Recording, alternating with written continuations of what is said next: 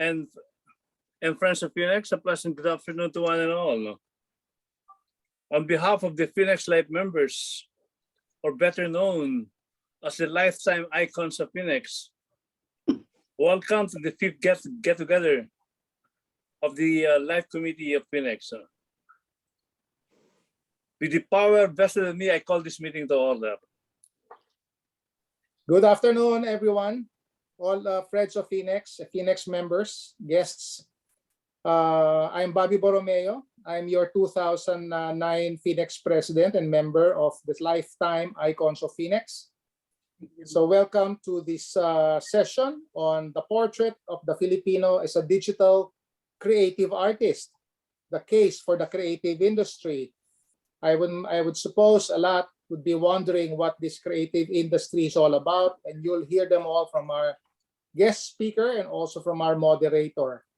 You'll be surprised to know and learn that this industry will even be bigger than the BPO industry. So sit back, relax, and enjoy the discussions that we will have later. Before we start, let's get a blessing for today's event. So we call on Bal to lead us in prayer. Bal. Lord Jesus, God Almighty, we implore you to bless this gathering and guide us to help effectively to bring about the development of the creative industries of the Philippines to achieve its full potential. We take this occasion, O Lord, to pray for the complete recovery of Vic de Ladinco. Bless our FINEX officers and members that they may continue FINEX's noble advocacies and to rise above the challenges that the pandemic has posed. Thank you, Lord. Amen.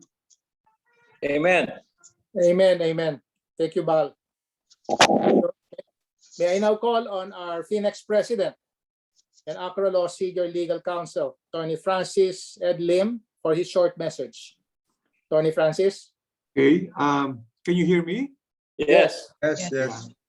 Thank you, Bobby. Good afternoon, my fellow FINEX members, especially from the Life Icons, members of our partner organizations, and students from the JFINEX community. Our Life Subcommittee, the Lifetime Icons of FINEX, had prepared once again an interesting and informative session this afternoon. We are known as a creative people. Indeed, we have been described as naturally creative and innovative. It has also been observed that what makes the Filipino creativity distinct is our artistry, expressiveness, spontaneity, and humor that I believe together define the Filipino creativity.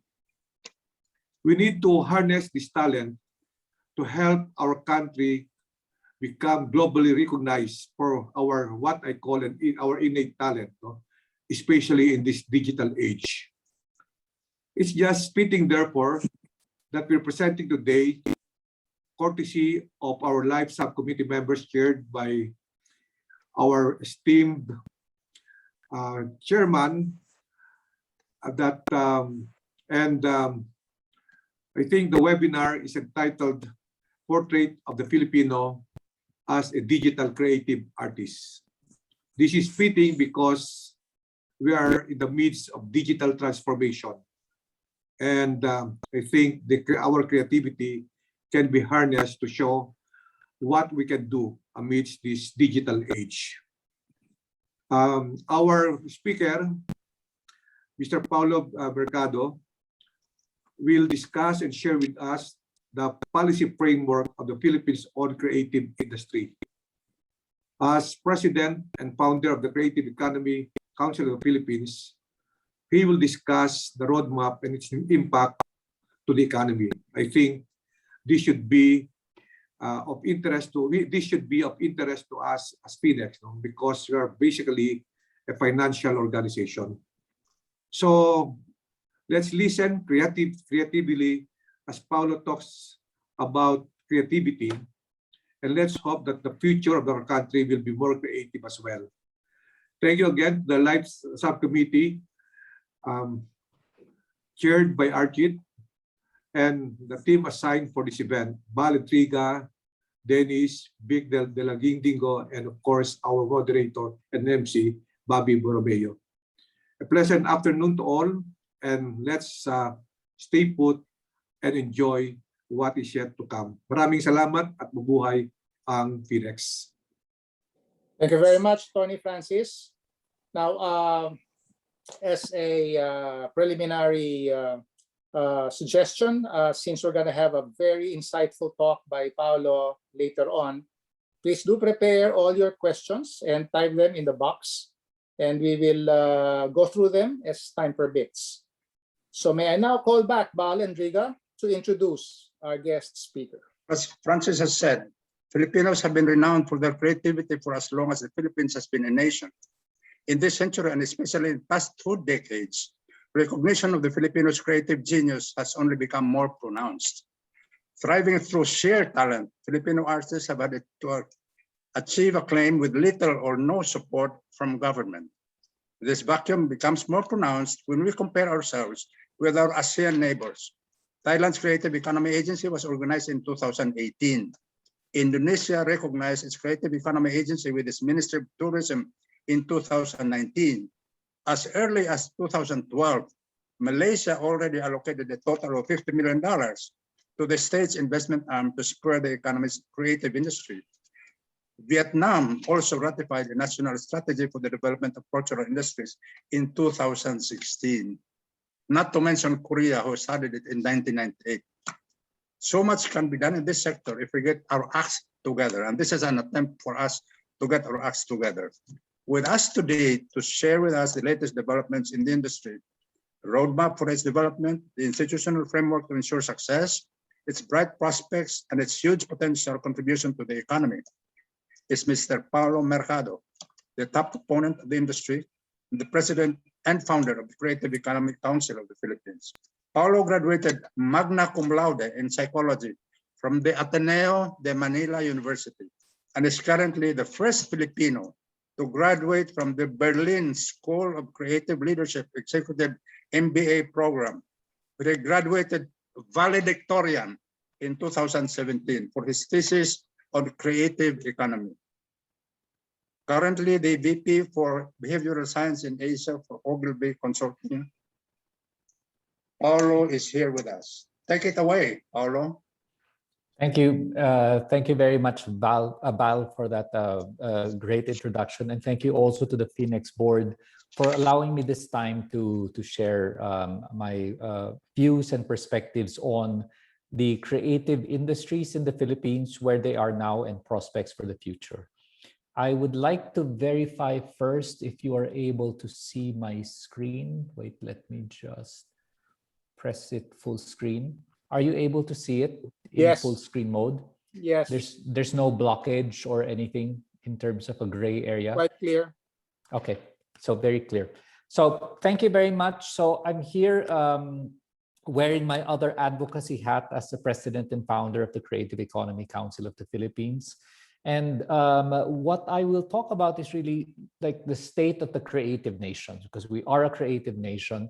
But what does it look like, especially after the tremendous impact of the pandemic of 2020 and extending on to 2021?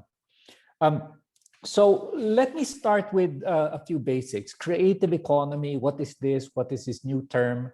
And is it a fad description of something very small? In fact, the way it's described by economists, it's that it's actually a fourth wave of an economic paradigm shift.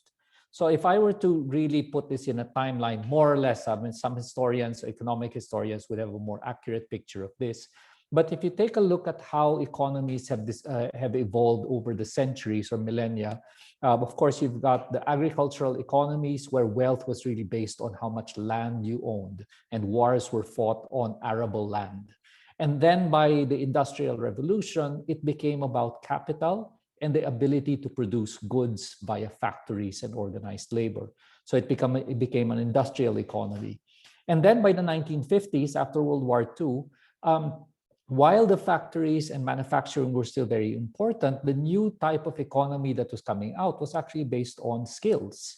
And in this case, it was the service industry growing. And today in the Philippines, our economy is close to 60% service, not manufacturing. That's not what leads. It's for the Philippines, it's service. And then starting at about 2000, a new concept started to come out. In fact, it was about 1990s where they first called it the knowledge economy. But it became more than about knowledge or knowledge that people had, or the data economy. It became, what did you do with that knowledge to create ideas that created value? And over time, it has become known as the creative economy. And the creative economy is actually tracked on a global level. And this year, in fact, is the UN Year of the Creative Economy for Sustainable Development. So just some formal definitions of what this is. So it's an economy based on ideas. Sorry, and let me just make one small adjustment to my screen and then I'll go back. Okay, sorry about that. So it's an economy based on ideas, innovation, and the creative people who make them happen. Now, the last estimate that was done on this one was back in 2015 by Ernst & Young. They did a global estimate and it was about 2.3 trillion US dollars and employing about 30 million people. It was growing, of course, since that time up until the pandemic. But what was very clear is that it was a sector already growing faster than agriculture, manufacturing, and services. Its core sectors are art, design, entertainment, media, and innovation. So a more formal definition developed by the British Department of Culture, Media, and Sports. And this is the recognized global definition of creative industries, is that it's those industries that have at their core individual creativity, skill, and talent, but they have the potential for wealth and job creation through the generation and exploitation of intellectual property. So I want to make this important distinction this early because they tend to mix up. People tend to equate the creative industries or creative economy strategy with a culture and arts advocacy strategy. They are related, but they're not the same. Where are they related? In the sense that both are at the core about individual creativity, skill, and talent. The difference is purpose. Whereas the creative economy strategy, whereas the arts and culture one is about human creative expression and cultural identity, the creative economy strategy is wealth and job creation. So it has a very commercial part of it. In other words, it runs on money. And that's a very important thing here to remember. So how does a creative economy or creative industries generate money? It has three levels. On the most obvious level, it actually looks like manufacturing, where creative goods are produced. So whether it's designed clothes or accessories or furniture or pieces of art, decoration, previously recorded media, books. So these are bought and sold like products. So in a sense, it looks like manufacturing. A big part of it is also service, where people are paid to produce creative work or creative ideas or render drawing as a service or sing for a talent fee or do back-end programming. So it looks like the service industry here. But at the core of it, or at the root of what creates value for the products and what creates value for the service, is essentially intellectual property. This is what really gives life to the value of a creative economy, where original ideas are actually monetized. They are bought, sold, traded in terms of music rights, character rights, merchandising rights, story rights, design patents, etc. I don't have the visual for it. I forgot to put it in, but did you know, for example, that George Lucas in the first Star Wars made zero money as a director from the sale of the films because 20th Century Fox had betted so much money in producing the film. They said, okay, we're going to risk all of this money to produce this crazy space movie. But you will not get a share of the ticket sales because we're taking all the risk. And George Lucas said, fine, but I want all the revenue from the toys and t-shirts. And guess what? He made more money than 20th Century Fox did because he licensed all the characters and he licensed all the merchandising to Star Wars. And that allowed him to establish Lucasfilms, Industrial Light and Magic, to be able to continue and produce the next generation of Star Wars films, which is one of those that's an everlasting franchise. So going back, more detail, basics. When I keep talking about creative industries, but what are the creative industries?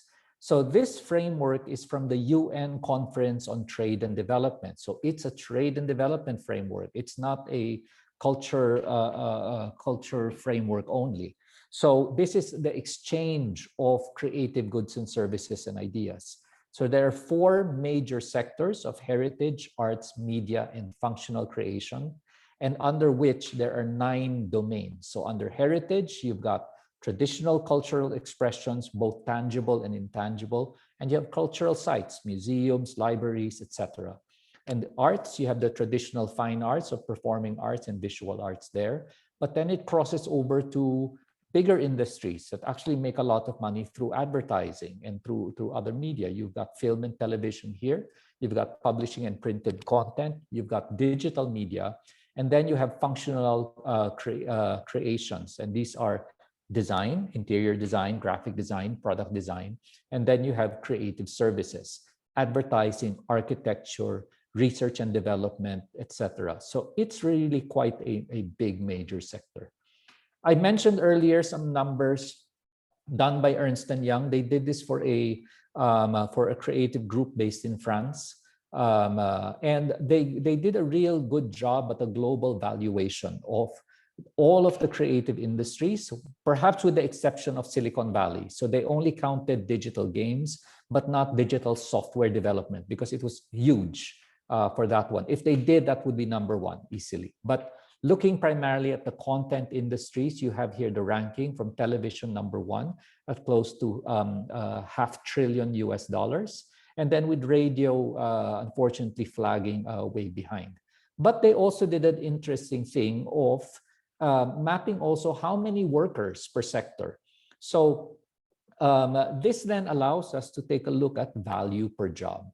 So if I were to ask you, for example, if you just, you don't have to say it out loud now, but in your head, among the creatives, who do you think makes the most money? TV workers, advertising workers, movie makers, or radio workers here, you know? So in your head, who do you think makes the most money? Now, compare that to visual artists, theater artists, musicians, and writers. Who would be making the most money and who would be making the least money? So I'll show you the calculations that I made. So this was essentially global revenue over global jobs. And remember that the global jobs does not count freelancers, for which there are a lot also who share in the global revenue. So if you can see here, in fact, that surprisingly, it's one of the smaller sectors, which is worth $100 billion US because there are fewer specialists who do this that actually make the most money per job. That's game development, you know, here at about $163,000 US per year, followed by advertising, followed by television, etc., etc. Now, the thing also that has to be highlighted here, there are sectors that are not so surprising, you know, for theater, performing artists always say that you don't do theater for money, you do it for love, you do television for money. And that's correct. You see that here.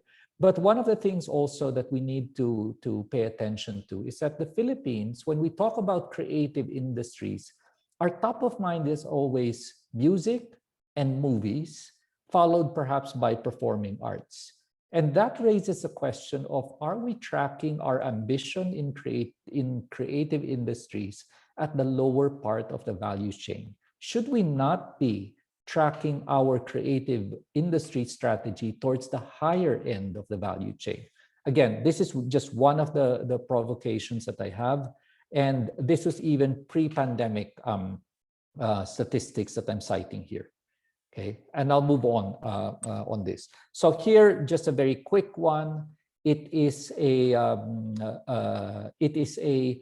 mapping of the different big regions in the globe of the different creative industries. And guess what? Asia Pacific is the biggest, not only in terms of total revenue, but also in terms of total jobs.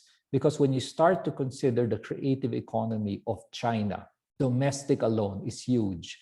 And then India, and then the powerhouses that really go way above their population size of Japan and South Korea. So these are behemoths in terms of both domestic and global creative industries impact. Just wanted to check if I'm still okay. You can still hear me, correct? Because sometimes I need to check, Still You're good. okay? Okay, Yes. good. I'll do that every about 5 minutes because sometimes the line drops off and I'm not very conscious of it. Okay, so just some more numbers and then I'll go to the current state very quickly. The United Kingdom has been the most consistent. They're the first ones actually to have a clear creative economy strategy. They did theirs in 1997, Tony Blair era. They defined the industries that would be counted as their creative industries. You see them on the left-hand side. So it's about 12 or 11 sectors that they have. And they track it year on year. And the gross value add of the creative industries outpace that of the rest of the UK economy. And it was doing that all the way to 2019 until, of course, the global pandemic hit. And then and the entire economy suffered, but the creative industries actually suffered more. Now, the good thing about the UK is that it's serious policy. It's not just about, okay, let's put together this group of industries and let them go, but they really take the effort to do year-on-year reporting, policy development, models in order to support creative industries, incentives, etc. And that's why the growth is on purpose on their side. The next one, I don't think I need to say too much because this is really the poster child of a successful creative economy. What I will say is that it started in crisis. The Korean economy, together with the rest of Asia, really tanked in about 1997, 98. This was the Asian financial crisis that swept throughout Asia, and I think many of us remember that. But in Korea, what they decided to do, they predated Biden, they decided to build back better. They did not want to build back the old state-protected chaebols that they had, the state-protected industries that essentially produced generic cheap goods. They wanted to rebuild their economy on two things. One, innovation, and the second one is creative content. What we see most obviously now is the product of creative content with BTS at the UN, General Assembly, with Squid Games being the #1 show on Netflix globally now. And then the other year also with Parasite sweeping the Oscars, the first foreign film ever to sweep the Oscars at the top level, not just best foreign film, but best picture overall. So the Korean wave is very obvious and palpable and generating billions for their economy. But let's also not forget they have an innovation strategy where the likes of Samsung has beaten Sony in categories where Sony used to be dominant on TVs. It's very rare for people to buy a Sony TV now. Samsung is the preferred one. And then you see in white appliances, the likes of LG also innovating themselves to the top on this one. So this is a very clear and solid strategy with incentives, with planning, and with a lot of discipline moving this way. Japan is not far behind because they were being outpaced by Korea, and they set out what they call the Cool Japan strategy, which has 5 focus sectors of content, fashion, food, lifestyle, and tourism, and 3 stages of development. Create a cult following abroad, make money in those areas where that cult following exists, and then bring that spending back to Japan via tourism. So it's a very clear model, and it's actually a strategy embraced by their equivalent of the DTI, the MEPI, the Ministry of Economy, Trade and Industry. Other examples that were already mentioned, China. China has been since 2012 pushing an agenda of they have to move from made in China and a copycat of everyone else's goods to innovated and designed in China.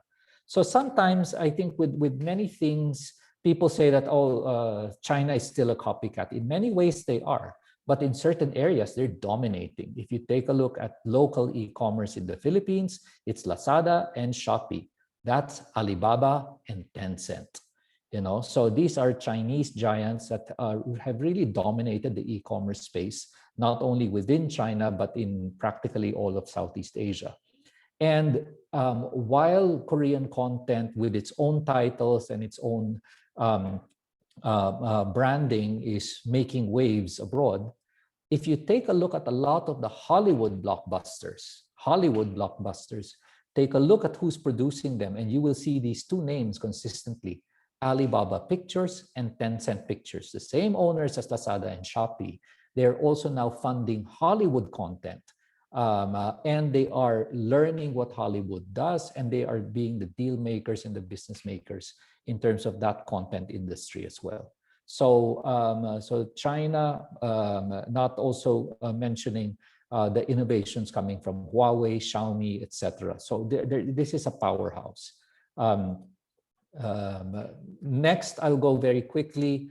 Singapore is all about, their play is about design, and their play is also about being the regional hub for creativity and innovation in ASEAN. And they are funding these creative campuses and creative zones to be able to attract R&D centers, content centers, and technology centers in Singapore. So quite an aggressive play on this one. And in exchange for incentivizing this, Singapore retains part of the intellectual property rights within Singapore of whatever's produced there.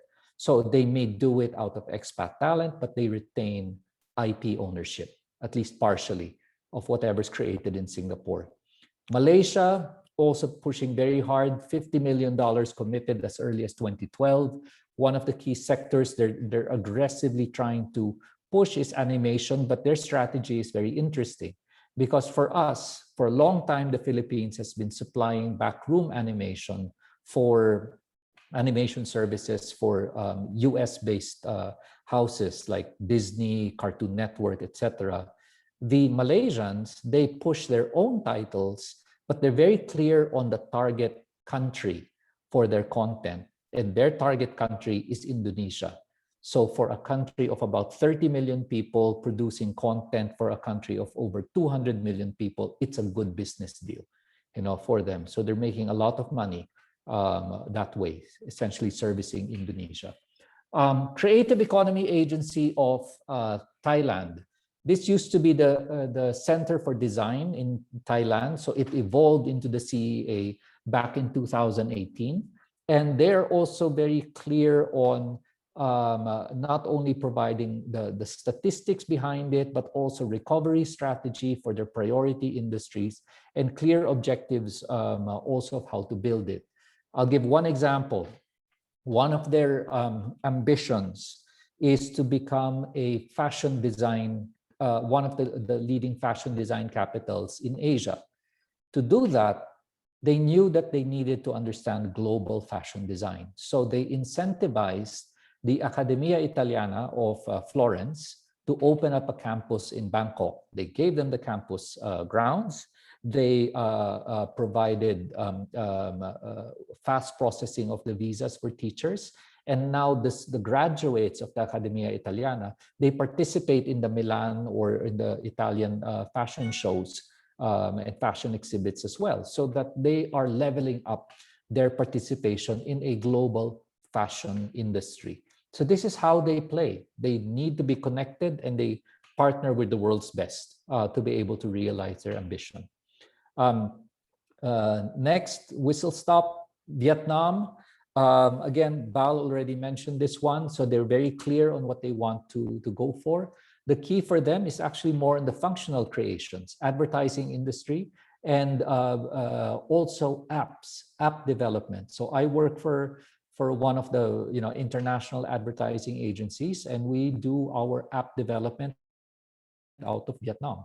So they have very good app developers there, and with a cost base that is highly competitive in the region. So Vietnam is a powerhouse as well. Quiet, not very flashy, but very clear on their objectives. And last but not least, Indonesia.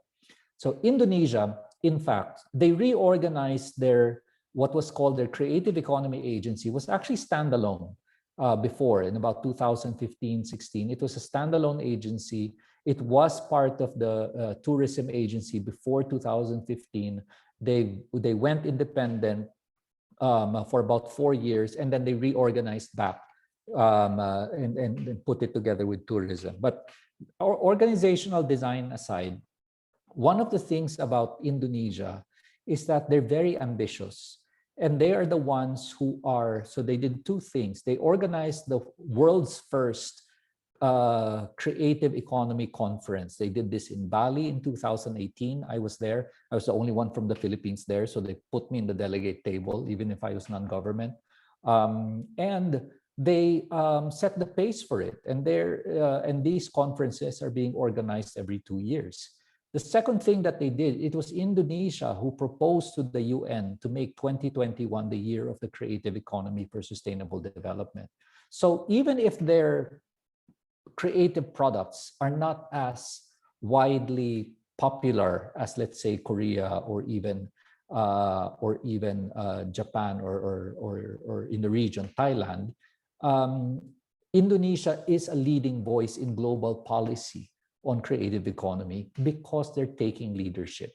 Whereas in the Philippines, up until 2018, there was no delegation at all to this conference. So it just shows you the amount of attention that the government had on this agenda until recently.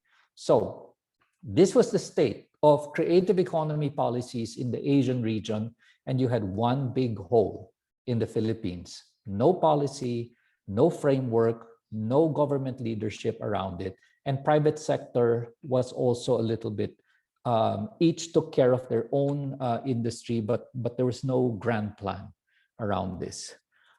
So this is where what started off as an academic thesis for me eventually became an advocacy push of trying to understand, okay, where do we stand? Where is the Philippine creative economy? What's the data that we have, and what is the trajectory for growth? So this was the pre-pandemic picture. And again, I'll just do a quick check. Are people still able to follow? Are we okay? Yes, Good. yes. Great. Thank you. So in a nutshell, the last estimate was done in 2014 by the Intellectual Property Office of the Philippines, and it ranged between, depending on the data source, 6.5% to 7% of GDP. 7% if you use the annual survey for Philippine business and industry, 6.5% if you use the census for Philippine business and industry. And also note that it wasn't complete because they didn't include heritage and gastronomy in that counting. They only chose the intellectual, the IT industries, the copyright-based industries. Okay. Employment based on that same study, less than 1 million. In fact, more or less about 700,000. But those were formal employees of companies that had 20 or more employees. So they didn't count freelancers, and they didn't count employment by micro enterprises.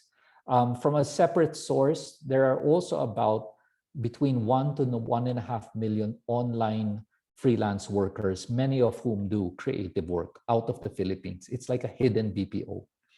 Then finally, in terms of trade, where do we stand in terms of exports of creative goods and services? So in terms of total exports, unfortunately, despite us saying that we are more creative than the Singaporeans or the Malaysians, we say that. But in reality, they outrank us in terms of creative exports. We are number 5. Interestingly, though, where we are number 1 is creative services exports. And I'll show you some of those data in a bit.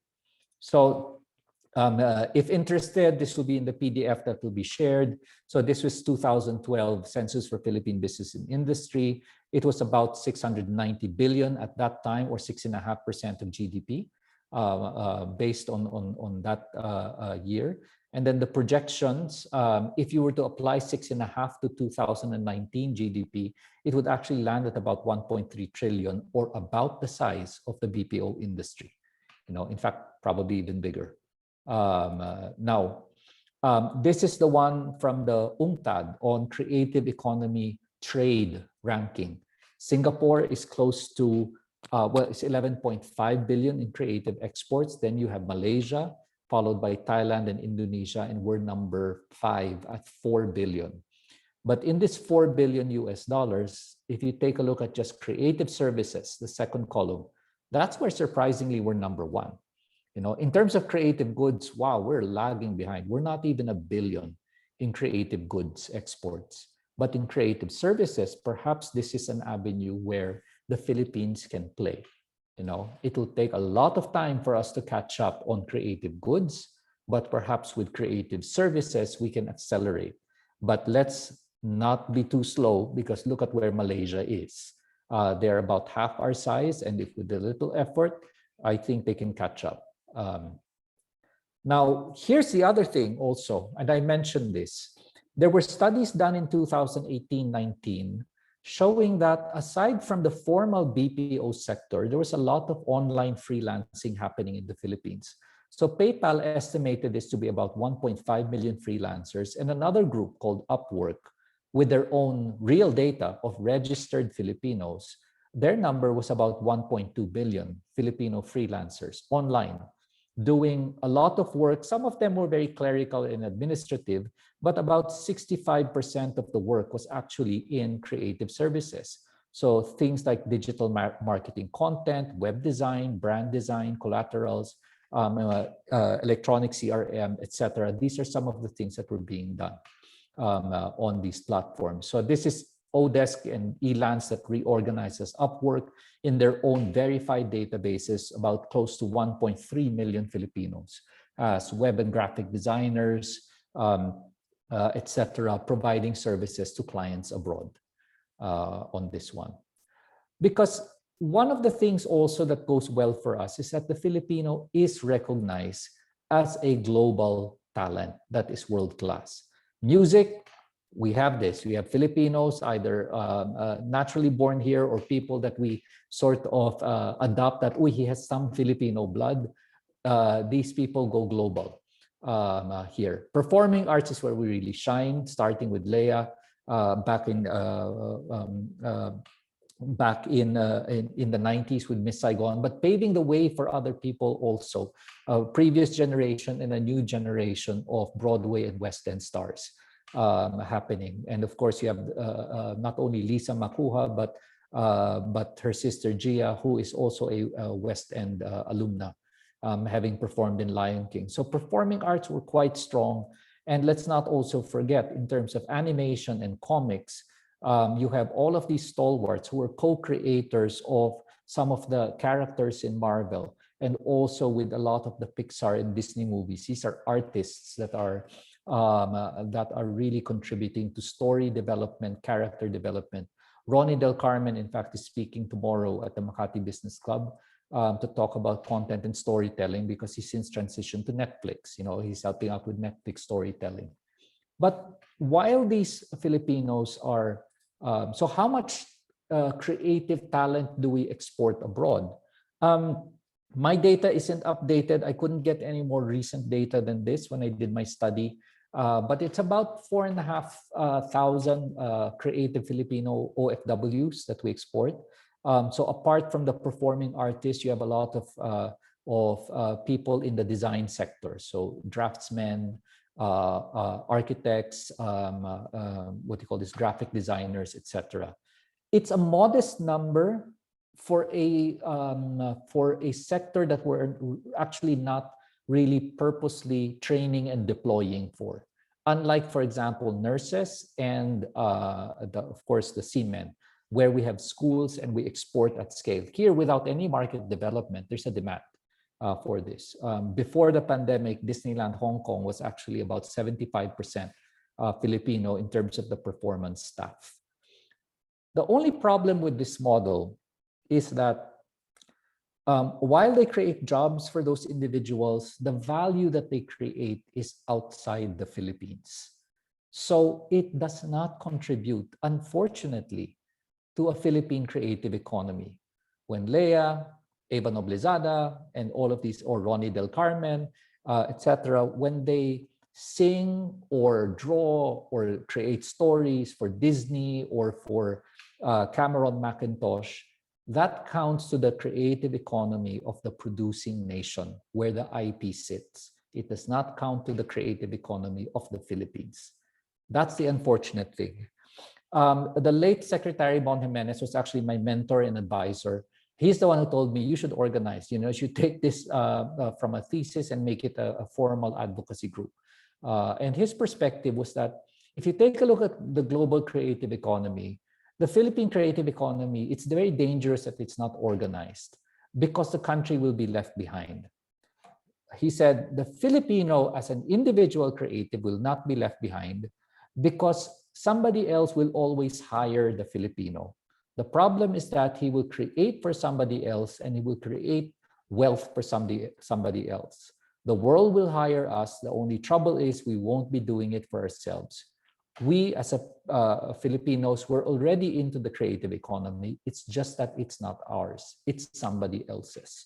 So that was the impetus for pushing for a creative economy game plan, or what eventually was called a roadmap, to drive sustainable growth.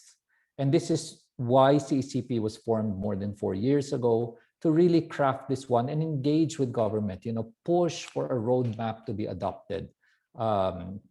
And partnering with people like the Arrancada Pilipinas movement, headed by the American Chamber of Commerce and the Joint Foreign Chambers of Commerce, to push out policy recommendations of a roadmap, and with a clear ambition. That the ambition was by 2030, not number one in Asia, number one in ASEAN. Can we ambition to be that at least? Because if we don't ambition to be top ranking in ASEAN, we will certainly end up to be last in ASEAN if we don't have an ambition to move forward. So that was the point. Get the ambition out there, be the leading creative economy in ASEAN by 2030. And then it set about also proposing 6 policy pillars, from a formal policy, prioritizing creative industries, development of creative zones, creative cities, pushing creative tourism and education, and then milestones along the way of what to hit. The problem, of course, since last year was that it's like the world was hit by a meteor, which is like an extinction event. But this meteor is microscopic in the shape of the coronavirus. And it has been devastating for the global creative industries. In the recent UNESCO report, they said that it's an estimated 750 billion hit, or contraction, of the gross value add of global creative and cultural industries versus 2019 revenue. So this 750 billion contraction is like the size of the GDP of some major countries like Poland, Thailand, or even UAE. So it's a dramatic fall. And so globally, there is a concern for how do creative industries go back to growth. The Philippines is not an exception. In fact, we're hit pretty badly because the closure of things like cinemas and theaters is much more prolonged in the Philippines than in other countries. So it's really like a mass extinction event. Last year, when I was doing the rounds of the different creative industries, nobody had real stats to share with me, but I went with qualitative, reports of the industry leaders. So film, how much revenue lost in 2020 versus 2019. So things like film and theater-based and live events-based activities, it's about 85 to 90% loss, because they could not operate, zero. and for tourism dependent activities as well, 85 to 90%. TV and radio would have been better. It would have been 25% loss because of a decrease in advertising. The problem is the closure of ABS-CBN was a major factor in removing a significant part of the TV and radio market, and therefore also hit traditional advertising. It had a ripple effect in the entire industry. This one improved, actually, software and games development. This was a number by in the middle part of 2020, about July, August, but they actually recovered towards the end. Their problem wasn't demand, their problem was supply. They could not supply the demand of their clients because work from home wasn't appropriate or wasn't enough bandwidth for them to meet the demands of their clients. So I will move more quickly now through to the rest of it. So essentially, what needed to happen was a revisit of, or what I needed to do was revisit this roadmap because it was disrupted, by the pandemic. And it's not just that there's a roadblock. It's, living here, I live in Baguio. So it's not just like a roadblock. It's the road fell under you, which is called a road slip, where it's completely impassable, and you have to find another way to recover. So for the rest of the time, and I will go very quickly through this part and spend the rest of the time for Q&A, is I'll take you through updates of where we are, and I'll focus a lot more time on some of these areas first. You're still good? People are still okay? Yep. Can still hear me? Yep. We're okay. Okay, cool. So creative policy. I would say that if there's anything good about 2020, it is that it galvanized the creative sectors, and it actually galvanized certain champions in Congress, notably Congressman Tof de Venecia, to push for the urgent legislation of the Creative Economy or the Creative Industries Development Act. So this one has already passed third reading in the lower house, and Senator Pimentel said that he will also push for its passage in the upper house. But the key things around this, and I won't go into too much detail, but it does the following things. First, it defines the creative industries very clearly, that for the Philippines, it should include these sectors. And they've defined it following essentially the UNCTAD framework, of audiovisual, digital interactive, creative services, designs, cultural sites, etc., etc. So very, very clear set of definitions. The second one is it defines governance. First via a council, a Philippine Creative Industries Development Council. It's a multi-agency committee. Yes, it's not ideal that it's a committee, better that it's an agency or department, but it will get there.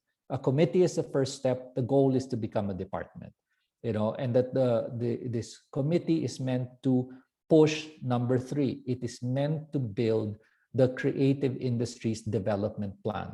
What are the industries that need developing? What are the policies that needs to be in place? What data is needed, trends analysis, and what strategic investments, while monitoring certain KPIs of what are its targets in terms of export, intellectual property, contribution to GDP, revenue, job creation, etc. So it's a serious effort to create the structure of government that will lead this in partnership with the private sector. Other aspects of the bill provide some benefits to accredited creative organizations, inclusion of creative industries in local arts and culture councils, so at an LGU level, maintaining a database of organizations, creation of special economic zones for creative industries. I will talk about that a bit more. The creation of a Philippine Creative Cities Network. This is actually moving ahead of the bill. And then so on, creation of a creative education plan.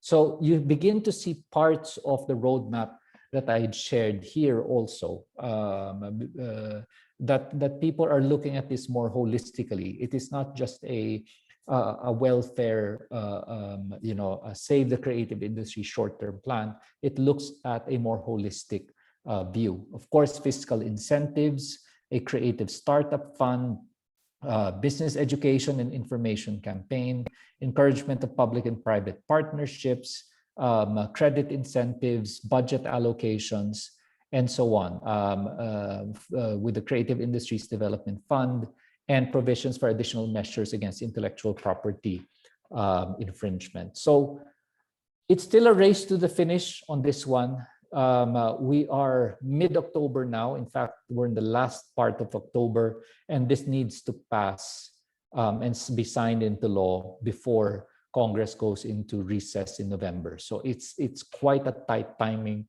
but there's a lot of support on this one. The artists and creatives themselves, they went all out with the campaign on this during August, July, August, in support of the Creative Industries Bill. So their tagline was "Be seen, be heard, be counted, create the future now with Creative Industries Philippines." They lobbied the SONA, both in the upper house and lower house, for support. And and this one so far looks good. It was approved unanimously at the lower house in the third reading.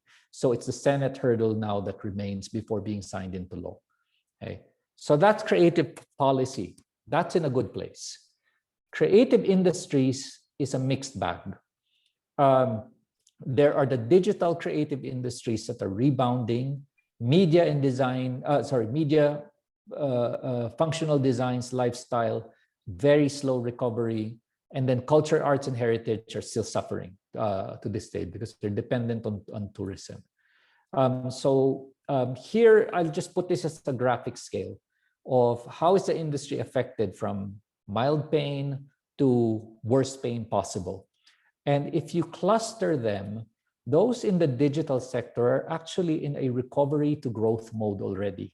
So if you're into digital marketing, web graphic design, etc., especially because of the explosion of e-commerce, these are doing well. Look at the growth of Kumu. Look at the growth of digital agencies like Gigil, etc. So they're doing well. This area. I will not go back to this point. I described it a little earlier. Advertising and broadcast media is in the middle because of extraneous circumstances. And then lifestyle design is a mix because on the one hand, especially for fashion, there are no social events anymore. So paano ka magpapagawa, ng damit? Weddings are so much smaller. So the bespoke lifestyle design sectors are continuing to suffer, but there is still demand, there is still need. On the commercial architecture is down, but interior designs for in-home is actually up because people are remodeling kasi stay at home all the time. So whether it's a functional remodel for your home office or dahil gusto mo lang pagandahin yung bahay mo because you're always there, there are some that are able to survive. And the most affected ones, as I've said earlier, are those dependent on theaters and cinemas or those dependent on tourism, and some like newspapers na accelerate lang yung decline nila because of the pandemic. But here are some success cases. So Kumu, still quite successful as a Filipino owned and established social network na feel-good content sila. And because people were looking for feel-good content in the pandemic, growing quite well. Straight Arrow is a Filipino-owned BPO that focuses purely on creative services. Based out of Ortigas, also doing quite well during the pandemic. Toon City, this is one of our animation services, the biggest studio that we have, servicing Disney, Cartoon Network, etc. They struggled with being able to supply the content because when they transitioned to work from home, people could not pass the big 30 gigabyte files from one worker to another efficiently. They've since resolved that, but they're not at 100% capacity, but the demand is there. So this is an opportunity for us. Of course, this is what people talked about earlier this year. Trece, our first major hit on Netflix. I know the writer, Budget. He was an advertising guy. He was my advertising guy when I was in Nestle. did several ads for us, but he did this as a personal passion, the comic book series, and then it was acquired by Netflix. The only thing unfortunate about this case is that this animation itself was produced in Singapore, not in the Philippines, mainly because of capacity to produce on time. So unfortunately, the revenue and rights to the animation is not purely in the Philippines. It is shared, of course, not only by Netflix, but by the Singapore studios that produced it.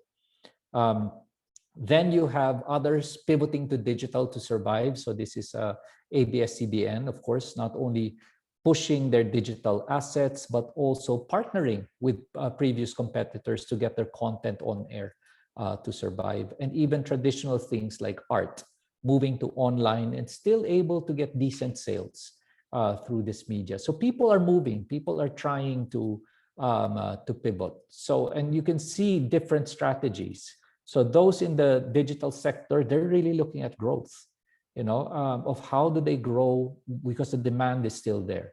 And this is where incentives and investments are needed for a growth mindset. The middle part, it's adapt and pivot. And here, it's really more business evolution on their internal side. And in some cases, government support and flexibility is needed in terms of how they operate. The final one is in the one that's in survival mode, where government assistance, loans, protection, even government purchasing goods and services from these sectors are important for them to survive. They just need to get through another year for this one. So mixed bag on creative industries. Last bit, I spent about 10 minutes for the last 4 sectors.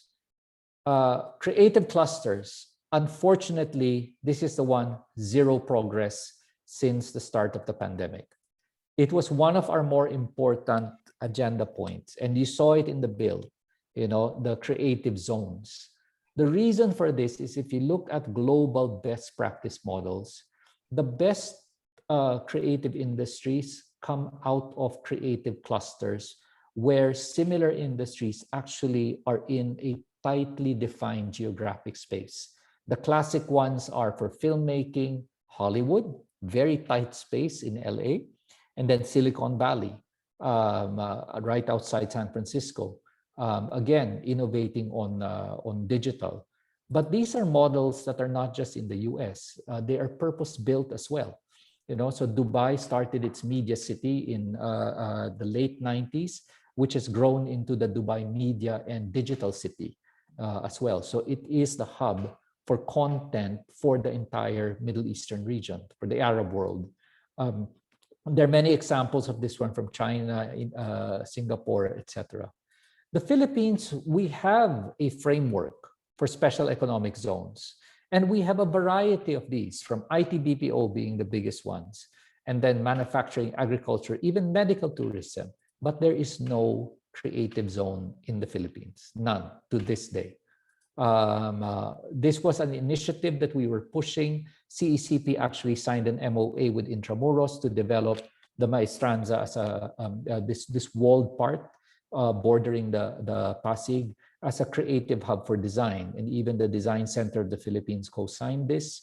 And we had the concepts and approval by Secretary Berna to do a first pilot construction of this one. But unfortunately, the funds have been reprioritized. Even Baguio itself didn't have a cultural hub. And we were pushing for the Dominican Hill up in the Mirador area to be converted from a heritage ruin into a creative cluster. And the first 2 creative festivals of Baguio were held here inside the walls of the creative of the Dominican Hill to be able to show how it can come to life as a creative space. And it was very well attended at that time and showed its potential as a creative and cultural space. Again, the only problem is all the funds that were earmarked for this went into COVID relief. So this has been shelved as well, unfortunately. And the beginning part of 2020, I was also in the beginnings of talks with BCDA into a concept for Clark as a creative hub for digital creativity in the Philippines. So there were initial talks in this area. Again, unfortunately, all of those discussions had to be reprioritized because of the pandemic. Not only because of a reallocation of funds, but the nature of creative work is changing from physical to online. So people were beginning to question, do you still need a physical space? Online na lang lahat. There are two issues there. The first one is that walang incentives kapag online yung business mo eh. You know, mabuti kung merong virtual creative zone na with the economic incentives that have been defined in the Create Bill. But the problem is those incentives are still very much physical location based. So here's a concept, pwede ba ito? The second one is that if everything is remote, will it encourage investors to actually set up studios in the Philippines? Maybe not. People need the reassurance of space.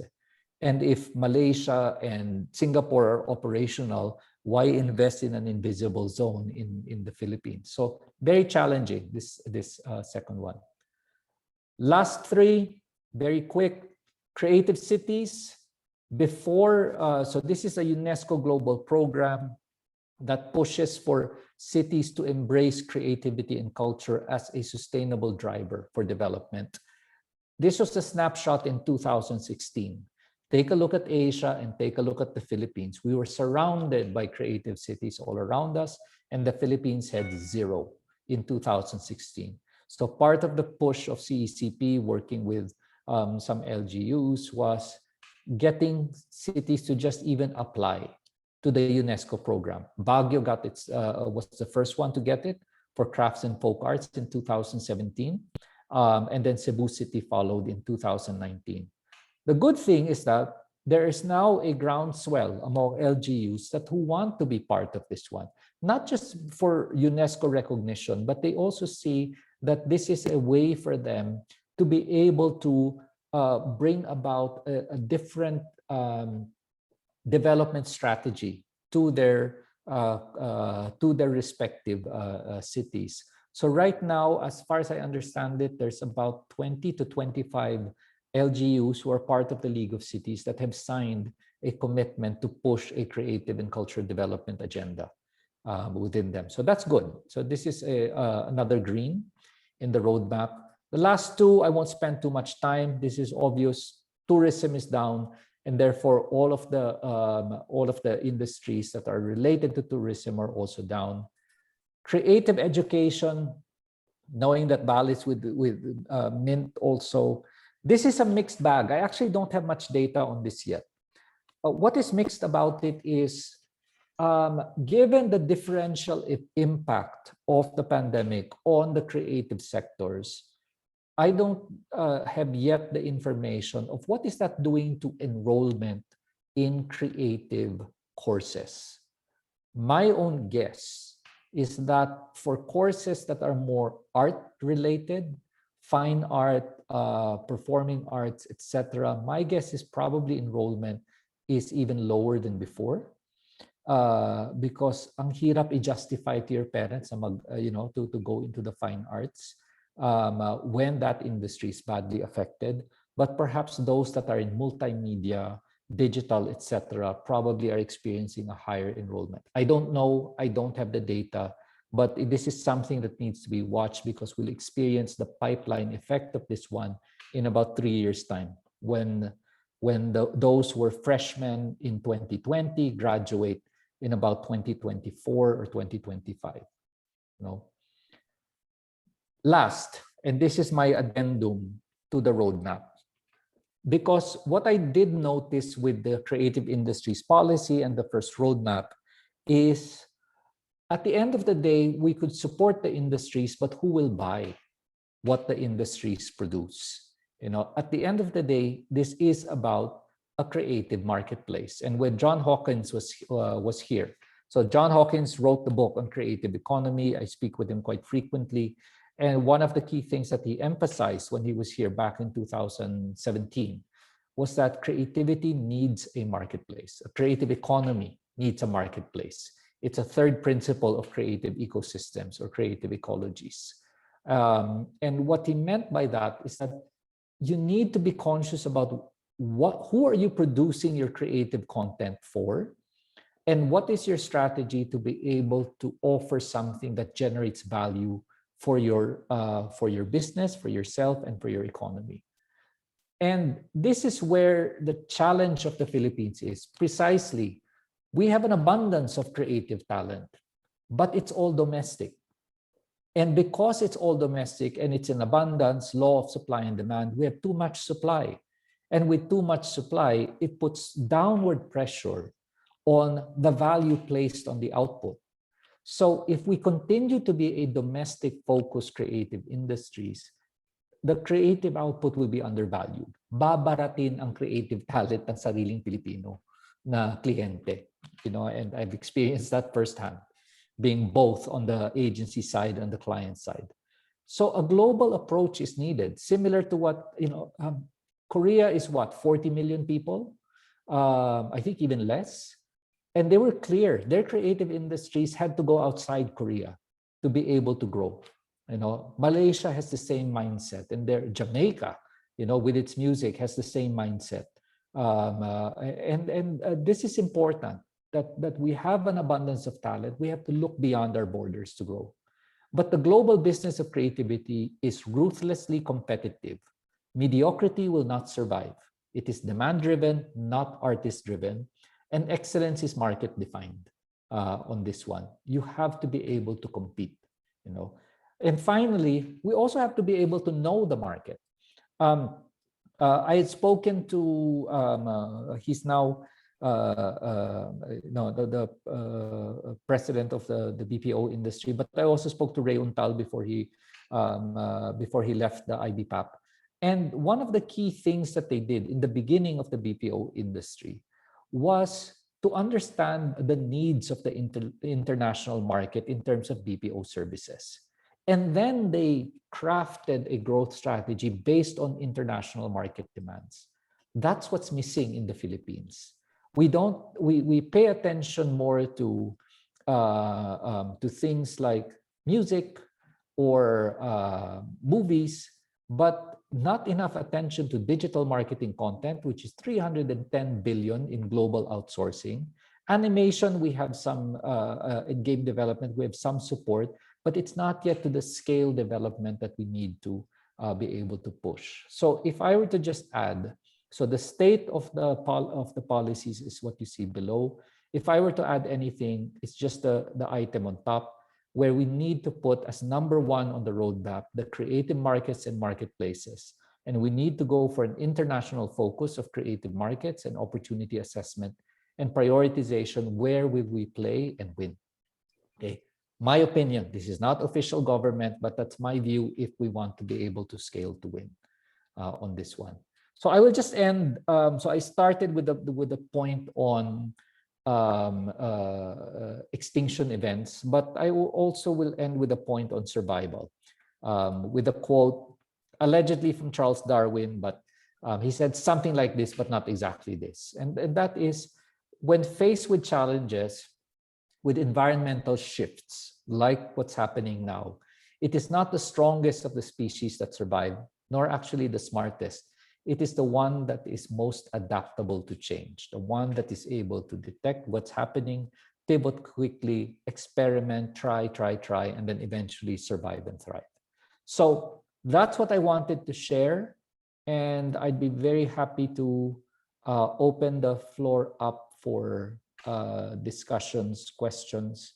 The PDF, I've shared it with the committee. So for anyone who would care for a copy of that one, yeah, for me, it's open content, Yeah, thank you very much, Paolo. So much thought-provoking issues that you mentioned, and definitely it puts a lot of question in the minds of the people watching or listening to you, who listen to you today. So puts us now into our open forum, and may I call on Bal and Riga, who will now moderate on this Q&A portion. Okay. Bal? Well, I'll start off with a question that has been posed by a listener who wanted to be first to ask the question. She posed the question in the middle of your talk. The question is art education part of creative industry? Yes, yes, definitely. Education in all of the creative industries, in fact, is a supporting part of all creative industries. But in some cases, it actually becomes potentially a driver by itself. Let me share this with you.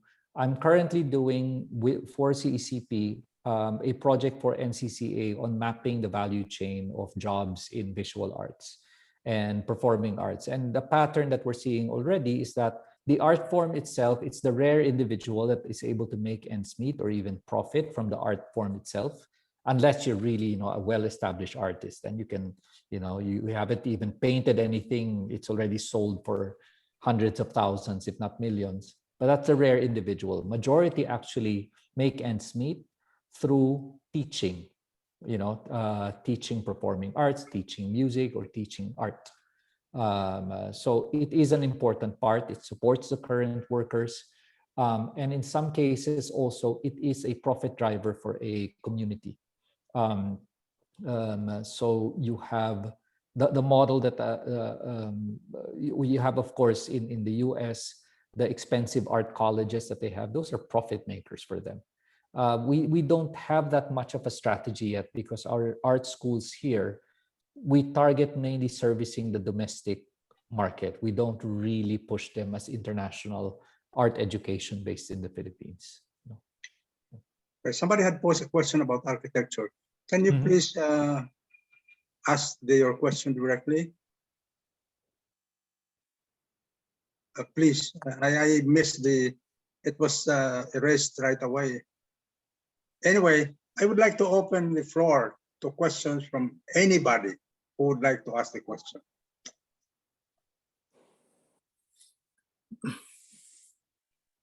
Paolo, this is Anyone? this is your Dennis? MC.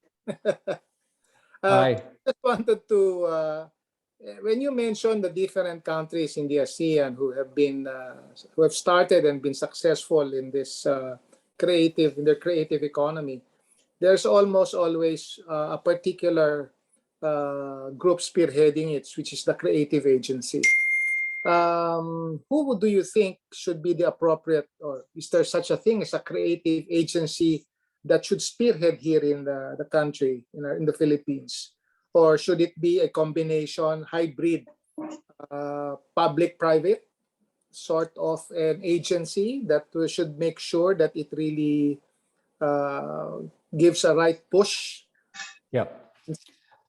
I do think that there should be a creative economy agency in the Philippines, that it should be a government agency, but with people appointed from the private sector and with paid professionals from the private sector versus career government bureaucrats. And the reason for that is really the nature of the industry is very different. In terms of just understanding how it works, how to incentivize it, etc.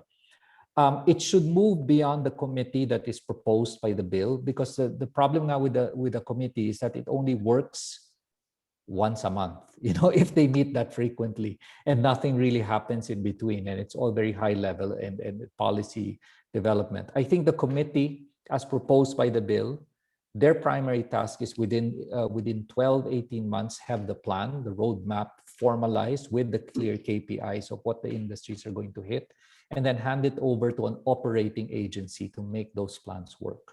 So there is a plan for a secretariat, but the secretariat is not the same as an agency. I wouldn't go as far as saying it should be a ministry, or a department, but definitely an agency. And at this stage, really the most logical one is under DTI. So it follows in a very similar way to the Korean and the Japanese model, where it is their equivalent of the DTI that drives the Cool Japan strategy in Japan and the content and innovation strategy in Korea. So for me, it's most logically under there. I'll put the elephant in the room. Why not NCCA? because I think there is value in separating the culture and arts agenda, which is on artistic and cultural identity preservation and promotion, versus the economic agenda of creative economy, of creative industries. They're not in conflict, but if you put it under the same agency, magiging masyado magulo yung ano. And with most countries, they separate the two. Japan still has its cultural ministry, which is separate from the Cool Japan strategy, for example. Korea also has its cultural ministry, separate from the content agency of Korea. So it should be separate and ideally under DTI. But of course, the second question there is funding. Because if they do not really give that much importance to that particular industry, then they will definitely not allocate enough funding for it. That's where the bill is stuck. Yeah, that's where the bill is stuck. So that's why my question is, should there now be a time when the private sector will step in or probably try to assist that particular agency in terms of funding support or in terms of fundraising, if it cannot be obtained from the public sector? Yeah, I would agree with that.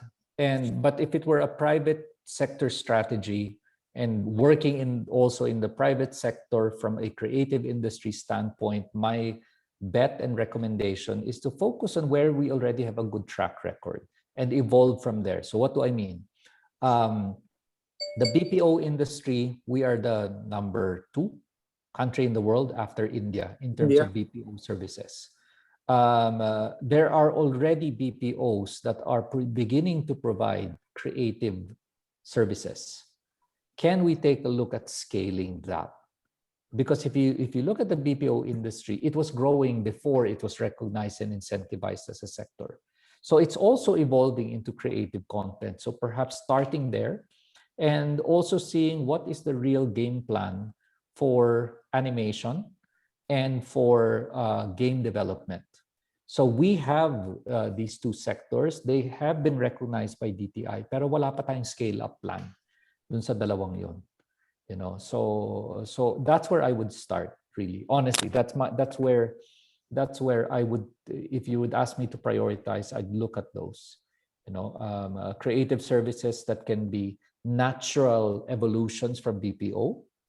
And strongly e-commerce creative support and digital marketing creative support, and then animation and game development with a new level up plan of how do we accelerate further. Mr. Chair, if I may.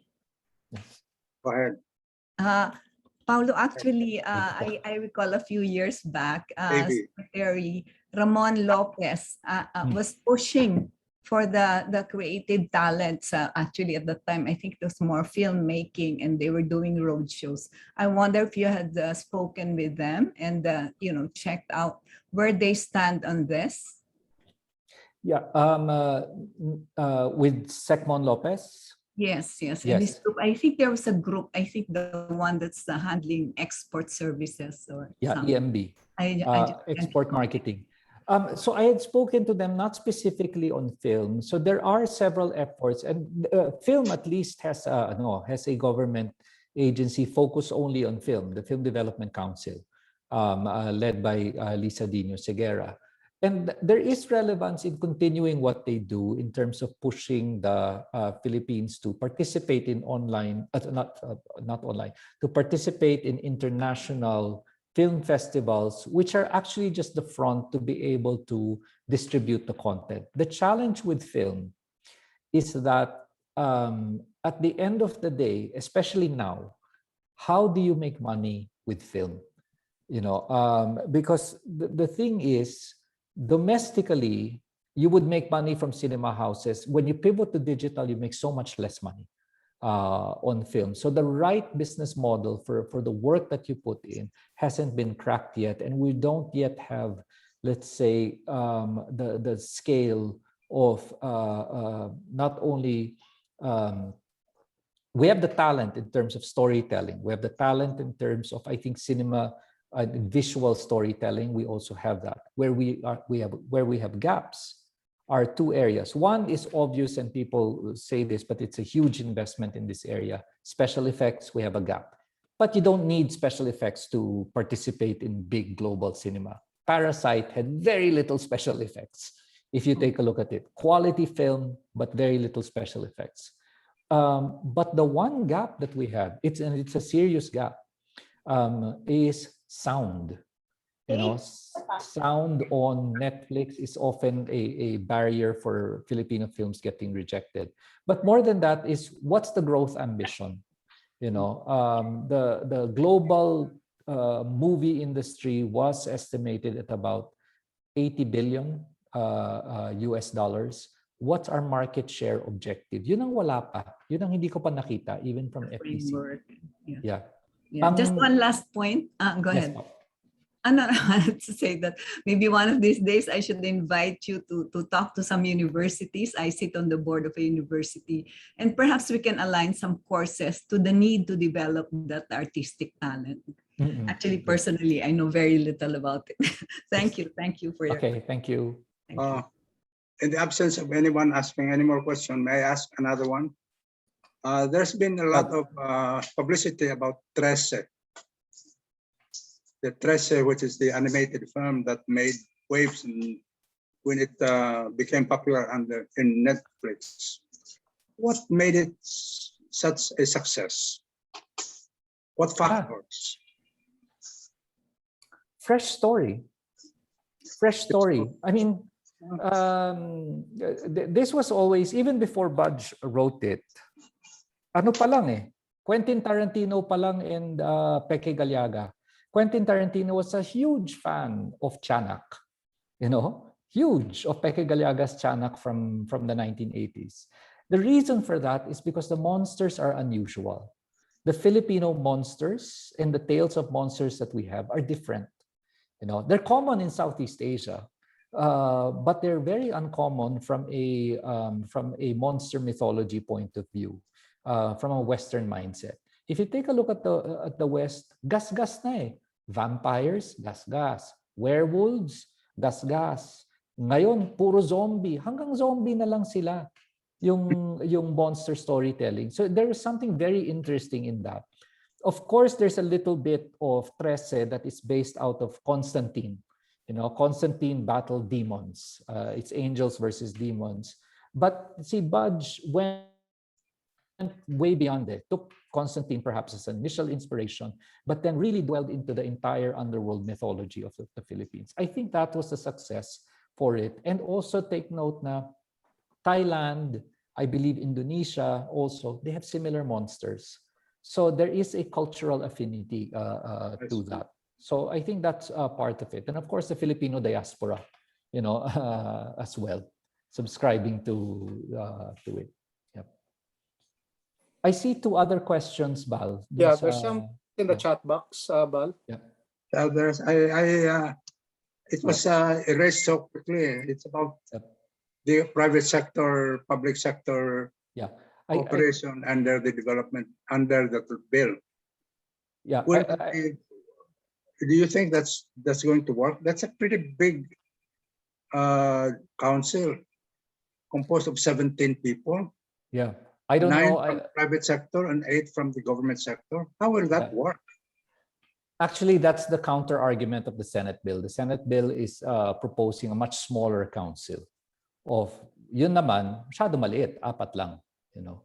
I see the one question here related to that. So between a government committee that meets about once a month and a more focused agency or department that perhaps can be made of professional creatives, what do you see might be the difference in their duties? A government agenda, and with the way the bill is crafted today, is its ambition is to be all inclusive. You know, that I would say is the one thing about the creative industries bill. Both its positive dimension, and I would say also its burden. It is seeking to embrace all of the creative industries. and essentially uplift all. If you have a private sector led, which in fact there are a lot of private sector led groups, it will carve out certain priorities that will ROI. It will not be about supporting, you will have less of, let's say, if I may use a potentially politically incorrect term, you will have less welfare type initiatives. If it's private sector led, it will be strongly KPI and ROI led. So so yun yung difference. Government allows longer incubation and let's say programs that may be perceived as welfare, but the payoff is more than just short-term ROI. I think Dennis Marasigan has a question. Yes, hi Dennis. Yeah. Can you ask it directly, please? Dennis is part of that working group. Yeah. Okay. Oh. Michelle So Dennis says that Senate Committee on Trade is poised to report out a substitute bill that will be closer to the House version. Yeah. Oh, Yeah. So they're So- beginning to align. I hope Yeah. soon. Yeah. Yeah. That's the only one. The only thing I want to share. Yeah. Yep. Thanks, Dennis. say, There's an- Paolo, you mentioned about the lack of infrastructure Hmm. for the Yeah. creative industry, so that in the case of Tresia, they had to go to Singapore. Capacity Particular part versus infrastructure. What kind of But infrastructure is that we Yeah. need? now for Trece, let me just comment on what I know. Again, I'm not into the full details of that, but already I've given the context that since the pandemic started, a lot of the outsourcing animation houses in the Philippines were already struggling to meet their current contracts because of bandwidth issues from a work from home setup. So mabigat na yung backlog nila. And then Trece comes and there's a break date target that was required by Netflix, and they just couldn't accommodate it. This is a one-off series versus long-standing contracts that they had with the likes of Disney, etc. So hindi nila ma-accommodate, and that's why my understanding is that's why it went out. So it's a temporary problem. Yes, but it highlights also. So yeah, I consider it more capacity, but the capacity is based on infrastructure that was highlighted when it became work from home. Which is a telecoms. Yes, issue. Where it is infrastructure talaga is where if we are to become a scale, it's not only infrastructure, it's a lot of elements. But I can share at least this one anecdote from people who were involved in this one.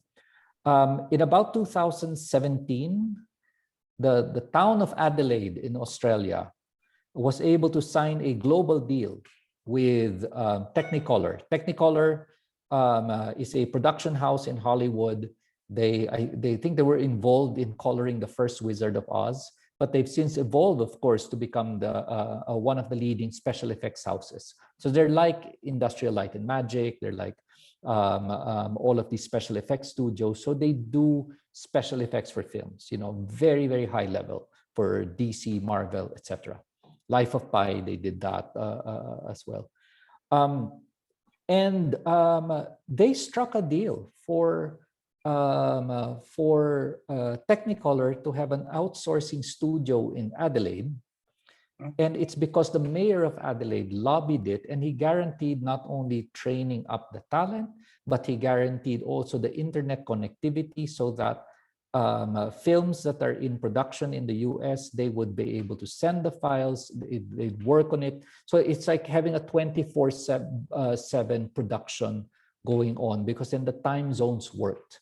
They would work on it for about 8-9 hours in the US, pass that on to Adelaide. Adelaide passes it on back to the US. But the dedicated bandwidth that you need to be able to operate in such large files, and we're talking about files much larger than what animation studios are doing now. We don't have that. And that's the kind of scale up thing that was done. Before that, actually, that strategy was done by the special effects studios in the UK, the Soho studios. And they also lobbied the government to give them a dedicated bandwidth pipeline to Hollywood. So directly from Hollywood, the special effects productions would be done, a post-production would be done in the UK. You know, so that's where infrastructure really matters. Okay. Thank you. I think Michelle Marchades. I'm sorry, I cannot pronounce your last name, Michelle. Michelle. That's okay. That's okay, sir. Sir Paolo knows me. Yes, hi, Michelle. Hi. I think you have a question. I asked a question earlier. Yeah, I had a question earlier. Actually, he answered my Yeah. question already. I do have a Okay. follow-up though. Teka, iwan ko nga yung camera ko. I do have a follow-up though. Because we are like, sad to say that as a nation, we are mostly known as creative, how do I say this? Creative staff. We are excellent at executing other people's ideas.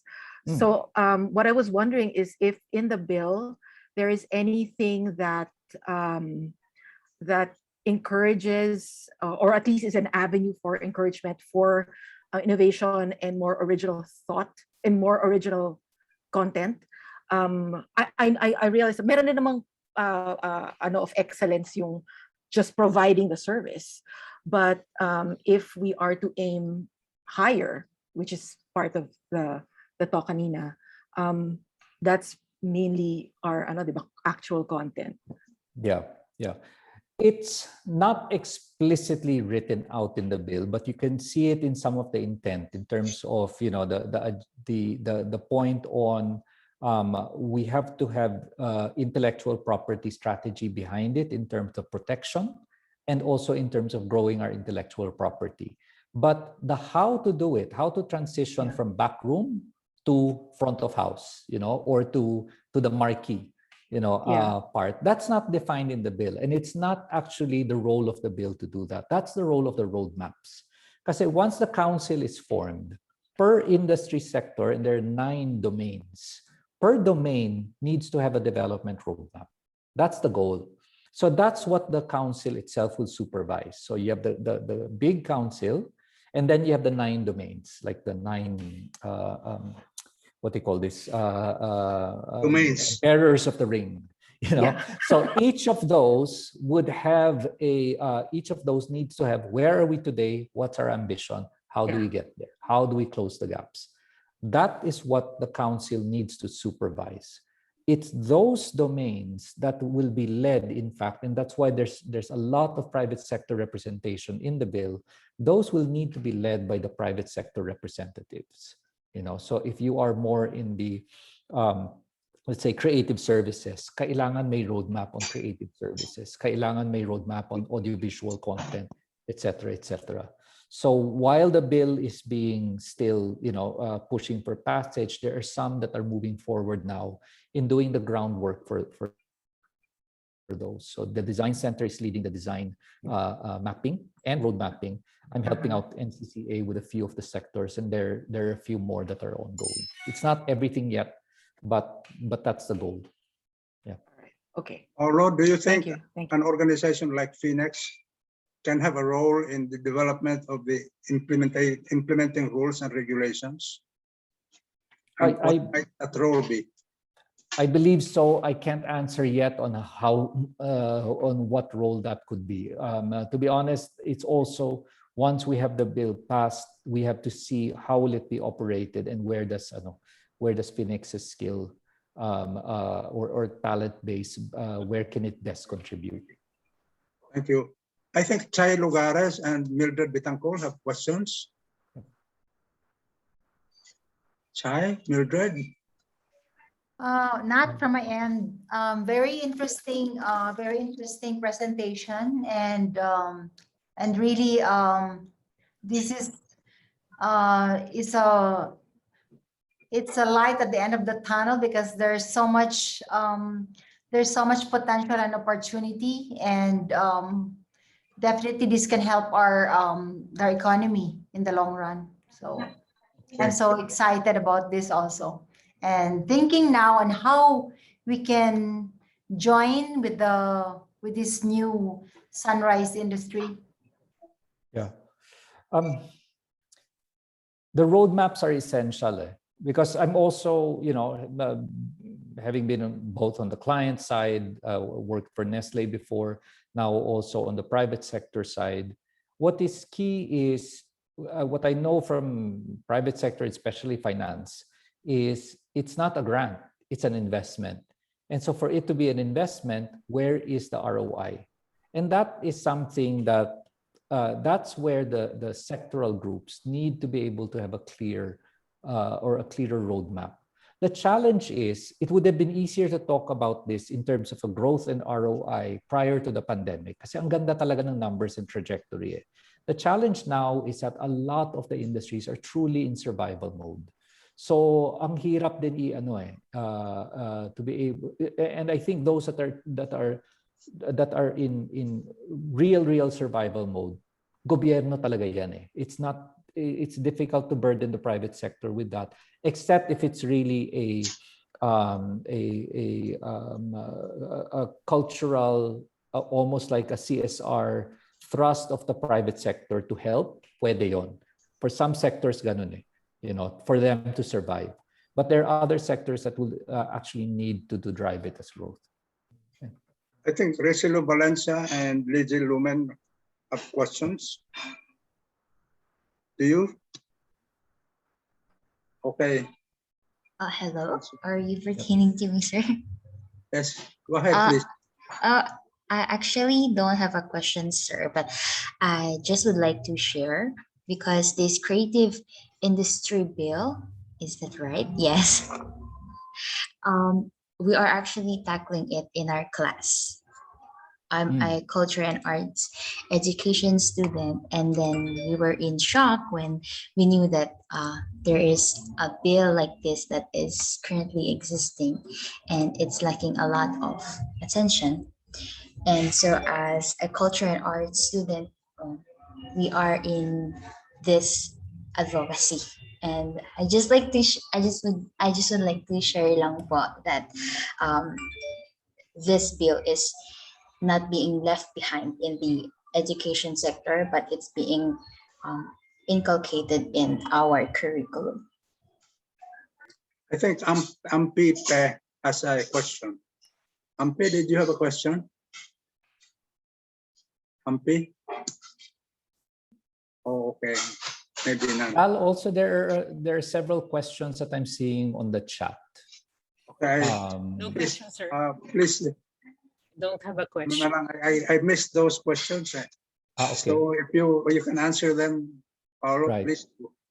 Okay, so let me go back a little bit. There was a question from Javi. Given the oversupply of creative talent and services in the Philippines, aside from exporting globally, how do you think we can manage internally in the Philippines the low balling of rates?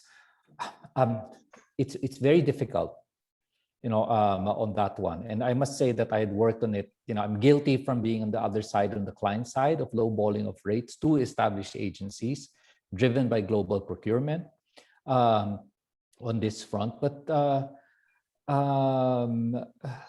because there's always somebody who will pitch lower. And I do think that is where professional organizations on the side of the creative sectors are important. That if somebody lowballs the market, everybody suffers. And in the end, that's the thing that has always been effective in negotiate or in making the creative sectors a more powerful bloc when they organize on that, either as not necessarily as formal trade unions, but certainly as cooperatives or as blocs, to set rules of engagement. On that. Hollywood works that way, not always very effective. Broadway and the international stage, they work that way in terms of negotiating reasonable hours and certain workers' rights on that one.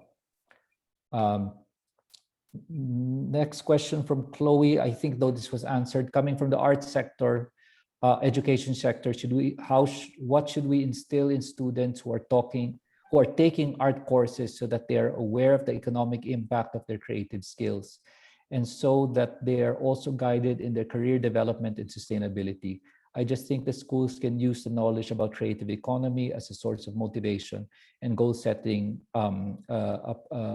approaches with students. There are a few schools here that I know that they're more conscious of that. I know Benilde is, and I was talking to Miriam also the other week, that they're really trying to build that it's not just about your own personal skill, but managing yourself as a business. You know, managing yourself, that if you are working as an individual artist, you're actually a business, you are a brand, and you have to take care of it, not only from an intellectual rights point of view of the work that you create, but how do you manage yourself as an enterprise? You know, so I have heard of some schools already doing this. Next question, is there sufficient funding and investment in creative industries? Very short answer, no, not yet. Not to the scale that we need, not to the same scale as, for example, the BPO industry enjoyed, because they had the business case for it. And what we're lacking is the business case for it. Where will the growth happen? How can we get support so we help students, the students we teach, the multimedia arts students, of where they can go seek help for their future? I'm not so sure the point of the question. How do we get support so we help students we teach, multimedia arts students, where they could seek help for in the future?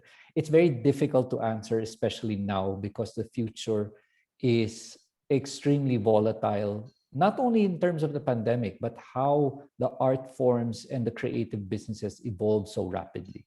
Just imagine this, as short as 10 years ago, there was no such thing as a social media manager, you know, as a job.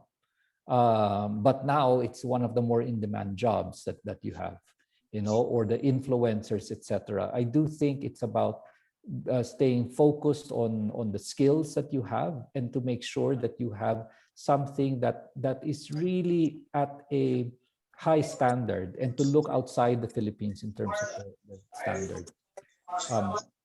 Dennis supported this point by saying that in the bill, in fact, there's an inclusion on Filipino excellence in creative industry, part of the declaration of policy. So it's not just so there's a point on this is about raising the game, that we need to be at a higher level. Sorry, I'm just catching up with other questions. Nag-backlog. The law of taxation in online transactions bill, is it a hindrance towards creative industries of the Philippines? Would the creative industries be exempted or get incentives from the government? I am not as familiar with the details of that, unfortunately, on the law on taxations on online transactions in terms of percentages of taxation. So for me, I can't answer very particularly on that. And again, it goes back to what is our ambition? Definitely there is already online outsourcing happening in the Philippines, both formally via the BPOs with operations like Straight Arrow, and informally with the creative freelance sector. The question is, what is our ambition? What is the market share we want to gain in that global market? And given that, therefore, what should be the enablers for this to grow, including taxation? So I know it's a bit broad of an answer, but it's still highly dependent on that. Bobby, I think we have 5 more minutes. Yep. And we should read, after that we'll release Paolo. Has been talking for almost 2 hours now. Yeah. Okay, so perhaps we can just finish up with those questions in the chat box. Yeah, there's just, I think, a couple more. Which big business groups would you think would be in a position to drive the creative sector? I name names. There was one big business group na kung hindi lang sila na torpedo, were in the best position to do this. That was ABS-CBN. You know, before their core revenue stream was torpedoed last year, and I will not talk the details around that, but they were investing for growth. You know, they had built this fantastic soundstage in Bulacan. You know, a Hollywood quality soundstage, 2 of them in Bulacan, to be able to do, because you have to imagine most of the teleserye and most of the TV production in the Philippines is still done via location shoots. And location shoots are expensive, cumbersome, and low quality output at the end of it when you're dealing with portable cameras. And once you have sound stages, you can control the environment, you can have special effects, you can have, you know, a better control of sound. The quality would be so much higher. They were planning to use it for both TV and film. And they were planning to use that as a base for export production, you know. So yun ang scale. Yun may infrastructure plan. Problem is their core business got cut under from them. So paano na yun? And I don't have any updates of paano na mangyayari sa growth plan na yun. I'm not as close to GMA 7, but I have not seen as ambitious a strategy as ABS-CBN had in terms of capability around that. I would say the next one where it could be significant would be both the Globe and PLDT groups, not so much in terms of the content, but in terms of not in terms of entertainment content. Although Globe has Globe Studios and they've been experimenting into and winning awards in terms of international, in terms of their films, you know, yung Birdshot and their other follow-up films. But I think more so in terms of scaling up the Philippines as a digital marketing content production hub. Lalo na sila eh. They've got the infrastructure in terms of providing internet connectivity, not only in NCR, but in the provinces. So I think with operations like Globe and Smart, sila ang pwede mag-lead eh, dun sa area na yon. That's my thoughts. And again, that's me, that's not government. You know, that's my own, let's say, unsolicited point of view. Yep. Paolo, and regarding that particular question earlier, regarding what kind of support that can be given to students, that I think we have teachers here Yes. from schools. I think one way is to really to make them understand the opportunities that are available in this particular industry. There's not much data. Like, for example, those data that you have presented are really a lot of thought-provoking information, so much so that it will encourage a lot of students to really pursue their particular course, like in multimedia. So I think this particular information should likewise be disseminated to a lot of schools who are offering such courses, like what was mentioned by Baby earlier in the school where she is a director of. I think it can start from there, because FINEX, for one, has partnerships with a lot of schools here nationwide. And this information can be, well, of course, we deal mostly with finance students, but at the end of the day, it can likewise be filtered through all the other students in other courses like multimedia and so on and so forth, digital marketing, right? Here's my siguro food for thought, and it's just coming to me now. I could have included it in the presentation, but it was one of the best articles I've read on the young and creativity. It was from The Atlantic. It was the title is very provocative: "The Death of the Artist, the Rise of the Creator," and I think that's important. You know, Yes. The younger people are actually more adept at this. It's really our generation, or my generation, Gen X and up, who still think in terms of artist, and the image of the artist as the visionary, usually the solo worker, who is writing the Philippines' greatest novel or the best obra artwork, etc. And with that goal of being true to your artistic core and putting something into the world that maybe the world doesn't appreciate now, but eventually they will. But if you take a look at the younger generation, not even the millennials, it's Gen Z that's more switched on, but some millennials, Yes. they're more conscious of the term creator. Tingnan mo, the YouTube people, they call themselves YouTube creators, not YouTube artists. And there's a difference with the creator. The creator, from a digital point of view, is more conscious of market value, and they express it in different ways. They don't express it in business terms like market value. They express it in terms of follower count. They call themselves influencers. They really know how to monetize their influence and their base. So meron silang natural affinity for that. The only challenge that I would see, and where the two need to meet, and that's perhaps where the art and creative students curriculum can really push, is that, let's face it, ang daming creator, ang daming influencer na lakas ng influence, wala namang talent. Pero sikat. All right, I think the parents have to be educated about this. Yeah. Yung wala namang talent. Laki ang kita, pero walang talent. So how do we get to the point where it's the talented people who are able to monetize their talent in a good way and create self-sustaining, and to be flexible in what they create? And more with this generation, you see polymaths, people who are not just about video or editing, that they're visual, they're musical, their performance, etc. So mas polymath yung current generation. But I think the main thing is that they need to embrace that concept of being a creator, and create value with their art, create value economically for themselves as well. Yeah. Fully agree.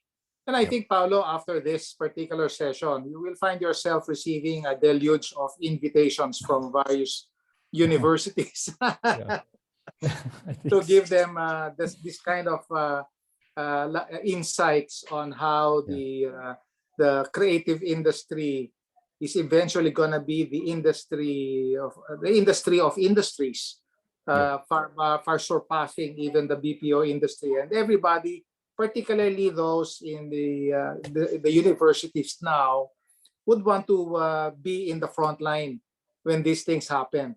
Mm-hmm. Nothing better than being there before it really happens, right? So I guess this is a good step moving forward, meaning those who are already in the industry will eventually go old, and definitely they will now have to share their skills and talents. That's what you said. And I think the great beneficiary will be the students who are now taking these particular courses. They will be the future. Mm-hmm. Yeah. So that, I think we can wrap up our discussion. Thank you very much, Paolo. Okay. And, thank you. I call on our subcommittee chair, Archit. Are you still around, Archit? I don't know if it's still around. Here. No, But I anyway. understand Bal and Briga will deliver the closing remarks, Bal. Oh, is it Bal? Bal? Well, we got an overload of information about the creative industries today, but it looks like there's more to learn about this and to be able to help the industry become the force that it ought to be, economic force. With that, I would like to thank everybody who attended this seminar, and I hope you can spread the gospel of creative industries to your respective sectors. Thank you very much. And that ends our session. Thanks. You. Bal, job well done, Thank Bal. you. Congratulations, Thank you, Bal. Thank you. Thank you. Thank you, Paolo. Thank you. Thank Thank you, you. Archit. Thank you, Paolo. Paolo. Thank you, everybody. Thank you. Thank you. for- Thanks, Sir Bal. Thank you for the invitation, Sir Bal. Thank you. Thank Thank you. you. Thank you. Thank you. Thank Thank you. you. Bal, I need to go now also because I'm sige. jumping into Paolo, another call. Thank you very much. Thank There's an you. information that our secretary is trying to get from you, Paolo. Yeah, I texted na. Okay. Thank you. Thank See you, Paolo. See Thanks. you. Thank you, See you, everyone. Paolo. Thanks, Dennis. Bye-bye. Thank you, Dennis. Thank you for attending. Thank you. Yes, sir. Bal? Hello, Bal? Wala na, umalis na. Malis na. I wanted to congratulate him. Kasi we thought that this would be a dry topic.